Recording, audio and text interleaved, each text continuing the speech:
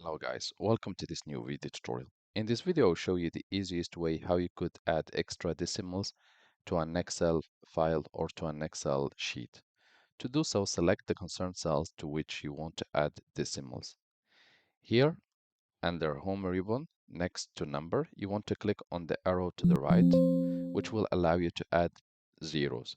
If it doesn't work for you, click on the little arrow here, select Custom, and here you want to select 0.00. This will show two additional decimals next to your number, and click OK.